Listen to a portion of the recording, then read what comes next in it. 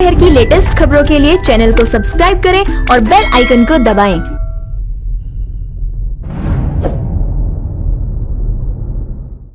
नमस्कार, आप देख रहे हैं होमकार 24/7 और इस समय हम बदरपुर विधानसभा में हैं। हमारे साथ मौजूद है रघुवीर सिंह बिष्ट जी, जो कि दिल्ली प्रदेश पर्वतीय प्रकोष्ठ के जो है उपाध्यक्ष हैं और बदरपुर विधानसभा में इनका निवास है और वहाँ एक बहुत ही जुझारू नेता हैं भारतीय जनता पार्टी के।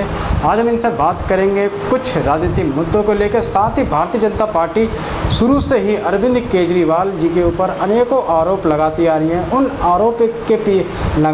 आरोप लगानों के पीछे क्या उद्देश्य, क्या आधार भारतीय जनता पार्टी के नेताओं का है, वो भी हम इनसे जानने का प्रयास करेंगे। सर, स्वागत आपका होमकार 24/7 में। धन्यवाद आपका। मैं सबसे पहले तो हमारे देश के जो हमारे शहीद हुए हैं, सैनिक शहीद हुए हैं, सबसे पहले मैं उनको श्रद्धांजलि देता हूं और उन सैनिकों के प्रति मैं खुद और देशवासियों से मैं यही निवेदन करता हूं कि इन सैनिकों को जो है, इनके प्रति हमें भी थोड़ा सा बुरा लगा है जो इन सैनिकों के साथ हुआ है। और चीन ने जो हमारे साथ इस तरह का व्यवहार किया है, ये करना नहीं चाहिए था। उन्होंने तो हमारे पीठ में ऐसे लगता है जैसे छुरी भोंकी हो।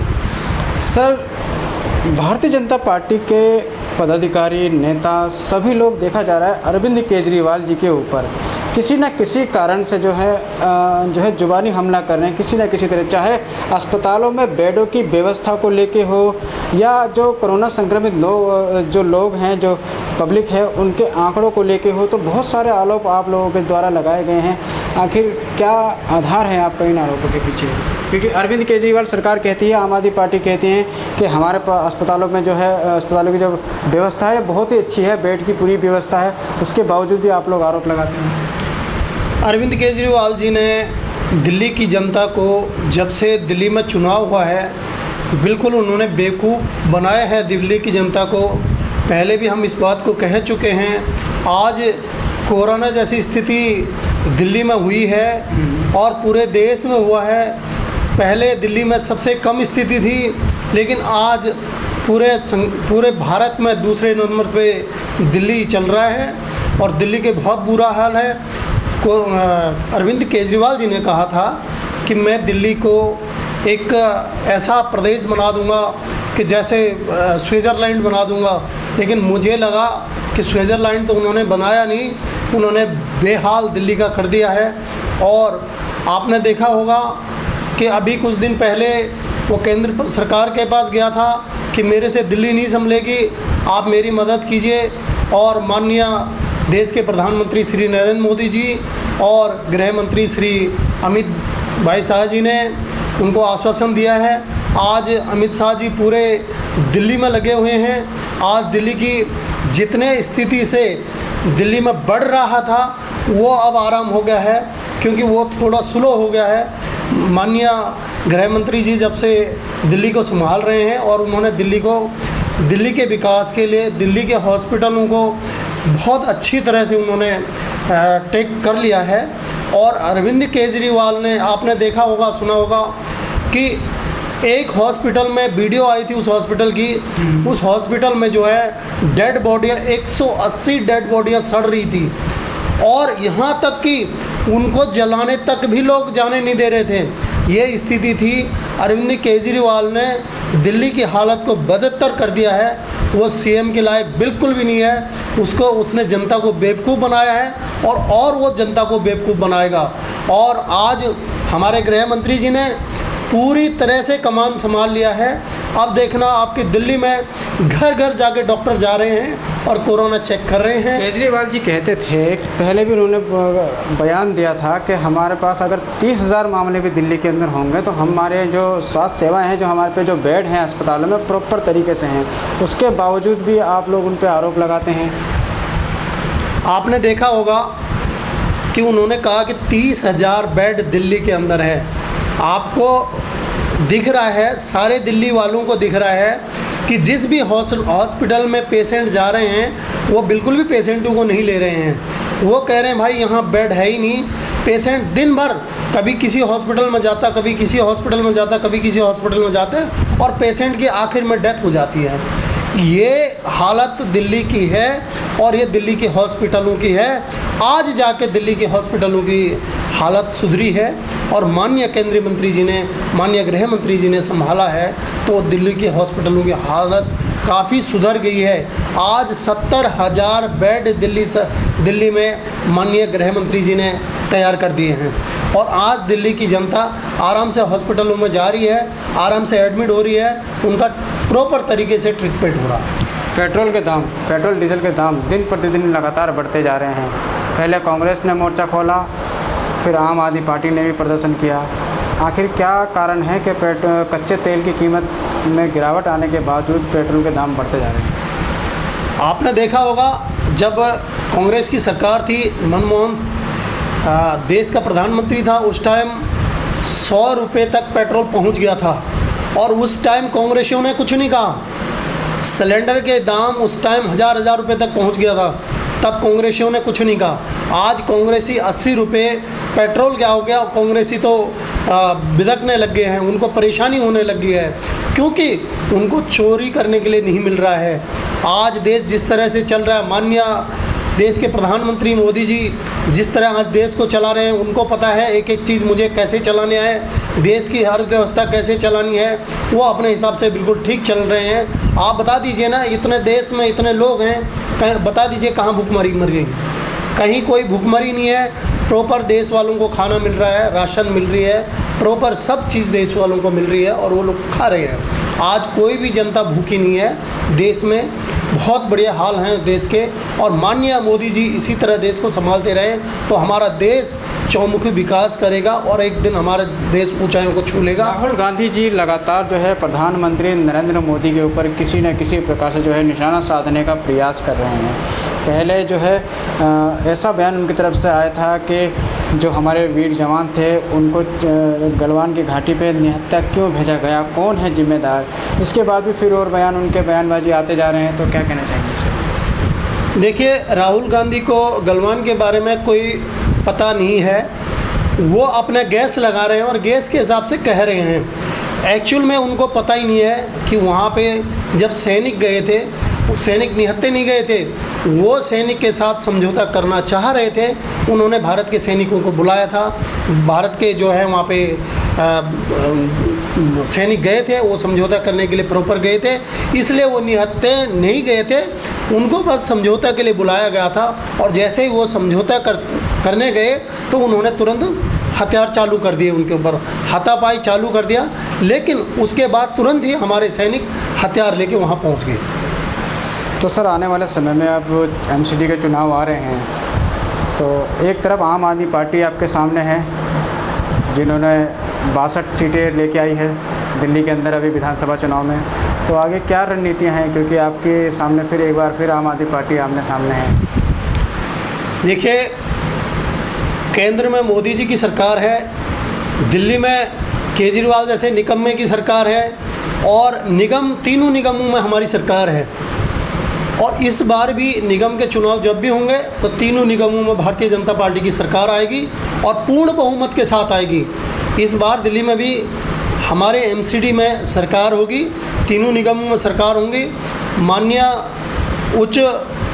हमारे जो उच्च पदाधिकारी हैं और उन्होंने बहुत ही बढ़िया इस बार दिल्ली में प्रदेश अध्यक्ष दिए हैं, वो जुझारू प्रदेश अध्यक्ष हैं और वो कार्यकर्ताओं को ज़मीनी स्तर तक जानते हैं कि कार्यकर्ता कौन काम करने वाला है और कौन काम नहीं करने वाला है। वो काम करने वालों को ही दायित्व देंगे और चापलूसी कार्यकर्ताओं को वो बिल्कुल अपने सामने नहीं रखेंगे, तो वो काम करने वाले कार्यकर्ताओं को ही दायित्व देंगे। ऐसे हमारे प्रदेश अध्यक्ष माननीय श्री आदेश गुप्ता जी आए हुए हैं।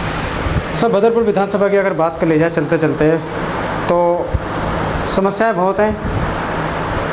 एमसीडी में वहाँ के जो निगम पार्षद, 4 निगम पार्षद भी भारतीय जनता पार्टी के हैं, एमपी भारतीय जनता पार्टी के हैं, अब विधायक जी भी जो हैं भारतीय जनता पार्टी के हैं और अब तो मेयर भी भारतीय जनता पार्टी की वहाँ से हो गई है साउथ दिल्ली की। तो बहुत से विकास कार्य हैं जो रुके हुए हैं, जैसे 6 लेन का हाईवे, मीठापुर पुल हो गया, मीठापुर गोल चक्कर हो गया, और भी बहुत सारी समस्याएँ हैं। तो आखिर क्या कारण है कि आपकी पार्टी के सारे नेता बदरपुर के हैं, उसके बावजूद भी काम नहीं हो पा रहा? आज आपको जैसे पता होगा कि देश में कोरोना जैसी महामारी चल रही है, जिस महामारी की वजह से सारे जो विकास के काम हैं वो स्थिर पड़े हुए हैं। और आने वाले जैसे ही कोरोना देश में ख़त्म हो जाता है या कोरोना की स्थिति डाउन हो जाती है, तो देश में फिर से, हमारे बदरपुर में फिर से विकास का कार्य चालू हो जाएंगे। मैं पूर्ण आश्वासन के साथ कह सकता हूं कि ज़रूर हमारे विधायक और हमारे निगम पार्षद जो हैं काम करेंगे। आज भी निगम पार्षदों को कोई भी फ़ोन करता है कि आपने उस गली में सैनिटाइज करना है, तो निगम पार्षद ज़रूर आदमियों को भेज देता है और सैनिटाइज कर देता है। आज भी ये नहीं है कि काम नहीं हो रहा, काम हो रहा है, लेकिन जो पार्कों का काम, रोड का काम, वो काम जो रुके हुए हैं वो अब कुछ ही दिन बाद चालू होने वाले हैं। और मैं आशा करता हूं कि ज़रूर चालू हो जाएगा। आश्वासन भी देता हूं। गलवान की घाटी में जो झड़प हुई थी भारतीय सेना के बीच और चीनी सेना के बीच में, उसके बाद में देखा गया है कि देश के अंदर आक्रोश का माहौल है, गुस्सा में लोग नज़र आ रहे हैं और जो चीनी सामान है उसका बहिष्कार करने की लोगों से अपील कर रहे हैं। और बहुत लोगों ने तो बहिष्कार भी किया है और व्यापारियों ने भी जो चीनी सामान बेचने के लिए मनाही कर दी है। तो ऐसे में क्या संदेश आपका रहेगा? मैं सभी देशवासियों से निवेदन करता हूं कि चीनी आइटम को बिल्कुल भी खरीदने की कोशिश न करें, ताकि चीन कमज़ोर हो। जिस तरह से माननीय प्रधानमंत्री जी ने पाकिस्तान को बुरी तरह से स्थिर कर दिया था, नीचे ले आए थे, उनका सामान खरीदना बंद कर दिया था, उनके साथ व्यापार बंद कर दिया था, उनके साथ व्यवहार बंद कर दिया था, और पाकिस्तान की वो स्थिति हो गई थी कि वहाँ भुखमरी फैल गई थी। आज कुछ दिन बाद चाइना में भी वैसे होने वाला है, क्योंकि चाइना के ऐप बंद कर दिए हैं। 59 ऐप जो है माननीय केंद्र सरकार ने बंद कर दिए हैं। अब जो भी उनसे हमारा बिजनेस चल रहा होगी, जो भी हमारा व्यापार चल रहा होगा, वो सारा व्यापार उनसे बंद हो जाएगा। तो चाइना ऑटोमेटिक डाउन में आ जाएगा, क्योंकि हमारा व्यापार ही, हमारा देश ही चाइना को बहुत आगे ले गया था। सर, राहुल गांधी निरंतर प्रधानमंत्री पर जो है निशाना साधने का प्रयास कर रहे हैं, तो क्या कहना चाहेंगे? क्यों आखिर कमी है? कोई कमी उनके अंदर? सर, राहुल गांधी प्रधानमंत्री नरेंद्र मोदी के ऊपर किसी न किसी तरह से निशाना साधने का प्रयास कर रहे हैं। अभी हाल ही में गलवान की घाटी को लेकर जो उन्होंने प्रधानमंत्री के ऊपर जो है जुबानी हमला किया था, उसको लेकर क्या कहना चाहेंगे? ट्वीट किया था। जैसा कि राहुल गांधी एक बचकानी हरकतें करता है और एक अनजान की तरह बात करता है। राहुल गांधी को यही पता नहीं है कि मुझे कहाँ, कौन सी जगह क्या बात करनी चाहिए। वो प्रधानमंत्री जी से क्या बात करेंगे जिनको उनको ये पता नहीं है कि मैं बात ही कर क्या रहा हूँ, मुझे पता ही नहीं है। जबकि गलवान की घाटी में हमारे सैनिक गए जरूर थे, हमारे सैनिक समझौता के लिए गए थे, लेकिन समझौता में वो निहत्थे गए थे। निहत्थे जाने के बाद भी हमारे सैनिकों ने, जब उन्होंने पीछे से वार किया तो हमारे सैनिकों ने उन पर ज़ोरदार हमला किया। जब उन्होंने वार किया, छुपके से पीछे से वार किया, तो हमारे सैनिकों ने भी ज़ोरदार हमला किया और हमारे तो 20 सैनिक मारे गए, उनके कम से कम 40 से 45 सैनिक मारे गए। मैं राहुल गांधी को स्पेशली आपके चैनल के माध्यम से कहना चाहता हूं कि आप 1993 और 1996 में जो हमारा पास हुआ था, जो समझौता हुआ था, उस समझौते के बारे में आप पढ़ लें और अच्छी तरह से उसका ज्ञान ले लें, तब आप कोई बात आगे बोलें। और राहुल गांधी को तो कांग्रेस पता नहीं राहुल गांधी को समझती क्या है, उसको बोलने का ढंग नहीं है। उनको पढ़े लिखे होने के बावजूद भी उनको यही पता नहीं है कि मुझे कौन सी जगह में कौन सी भाषा बोलनी चाहिए या किस ढंग से बोलना चाहिए। आज कांग्रेस पीछे हुई है तो सिर्फ राहुल की वजह से हुई है, क्योंकि राहुल को बोलना नहीं आता। राहुल को ये पता नहीं है कि हमें बोलना क्या है। तो ये थे हमारे साथ रघुवीर सिंह बिष्ट जी, जो कि दिल्ली प्रदेश भाजपा के जो हैं पर्वतीय प्रकोष्ठ के उपाध्यक्ष हैं और भारतीय जनता पार्टी के बदरपुर विधानसभा से नेता भी हैं और काफ़ी सक्रिय रहते हैं। और इनसे हमने इनके विचार लिए दिल्ली सरकार के कामों को लेकर और मोदी सरकार की आने वाले समय में एमसीडी चुनाव में क्या नीतियाँ हैं, तो उसको लेकर हमने इनसे चर्चा की। तो इनका यही कहना है कि जब से केजरीवाल सरकार आई है तब से जो है दिल्ली के हालात जो हैं बद से बदतर हो चुके हैं। केजरीवाल ने कोरोना काल में जो है दिल्ली की जो स्वास्थ्य व्यवस्था है उसको बखूबी तरीके से अच्छी नहीं की, लेकिन जब से अमित शाह जी ने दिल्ली का चार्ज संभाला है, दिल्ली की व्यवस्थाओं को अपने हाथ में लिया है, तब से इनका मानना है कि दिल्ली में बेडों की कमी नहीं है, जो टेस्ट हैं वो भी कम कर दिए गए हैं और आने वाले समय में कोरोना संक्रमितों की जो संख्या है उसमें भी कमी आ सकती है। अब देखने वाली बात यह है आने वाले समय में दिल्ली में कोरोना क्या रंग लेके आता है, कितने संक्रमितों की संख्या बढ़ती है या उसमें कुछ रोकथाम होगी, वो हम आपको दिखाएंगे। तब तक आप देखते रहिए और बने रहिए ओमकार 24/7 के साथ। नमस्कार। अपने शहर की लेटेस्ट खबरों के लिए चैनल को सब्सक्राइब करें और बेल आइकन को दबाएं।